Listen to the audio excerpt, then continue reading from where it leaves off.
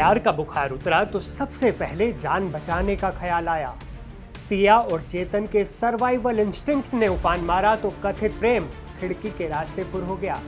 नमस्कार, मैं हूं असीम शर्मा और आप देख रहे हैं एनडीटीवी इंडिया। पुणे के केतन अग्रवाल मर्डर केस के इन्वेस्टिगेशन में कस्टडी खत्म होने से ठीक पहले एक बड़ा ट्विस्ट आ गया।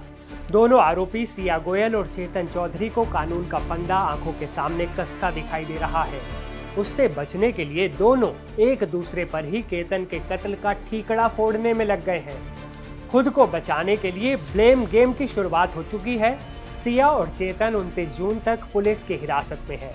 पूछताछ के दौरान दोनों एक दूसरे को ही कसूरवार ठहराने लगे हैं और पुलिस के सामने दोनों की इस डिफेंस स्ट्रेटजी को तोड़कर कोर्ट में बराबर का गुनहगार साबित करने के लिए चेन ऑफ एविडेंस तैयार करने की चुनौती है। जांच से जुड़े सूत्रों के मुताबिक सिया गोयल ने कबूल किया है कि वो चेतन चौधरी के साथ रिलेशनशिप में थी और केतन अग्रवाल के साथ अपनी तय हो चुकी शादी को हर हाल में तोड़ना चाहती थी। पूछताछ में सिया ने दावा किया कि उसने केतन को शादी से साफ इनकार किया था, लेकिन केतन शादी तोड़ने को तैयार नहीं था।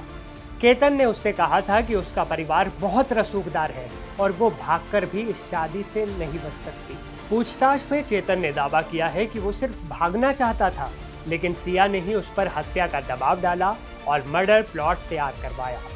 इसके उलट सिया ने सारा कसूर चेतन पर डालते हुए जांचकर्ताओं से कहा है कि हत्या की साजिश पूरी तरह से चेतन के ही दिमाग की उपज थी।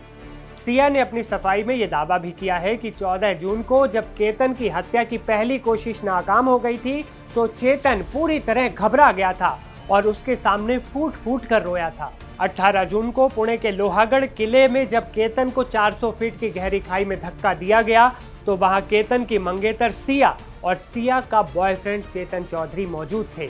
इन विरोधाभासी बयानों को पुलिस कानूनी पैतरे की तरह देख रही है। इस बीच केतन के पिता ने महाराष्ट्र के मुख्यमंत्री देवेंद्र फडणवीस से मुलाकात भी की है। पिता ने दोषियों को फांसी की सजा की मांग की है। माननीय मुख्यमंत्री जी से मिलकर उन्होंने मुझे आश्वासन दिया है कि इस केस में वो पर्सनली ध्यान देके जो दोषी होंगे उनको जल्द से जल्द शिक्षा दिलाने में हमारी मदद करेंगे।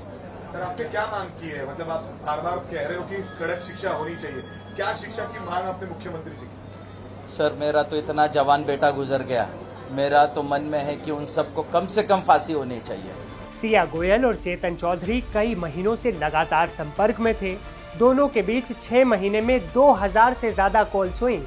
इस बातचीत का समय 238 घंटे से ज्यादा था। कुछ कॉल तो 2-2, 3-3 घंटे तक चली थी। कॉल्स, मैसेज और दूसरे सबूतों के आधार पर पुलिस इन दोनों के विरोधाभासी बयानों के जाल को काटने की कोशिश कर रही है।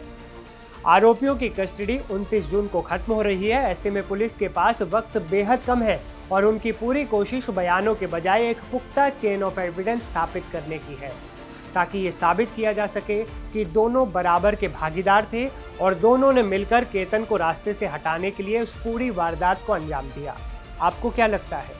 क्या इस केस में जुर्म साबित होने पर दोनों आरोपियों को बराबर की सजा मिलनी चाहिए? अपनी राय हमें कमेंट बॉक्स में जरूर बताइएगा।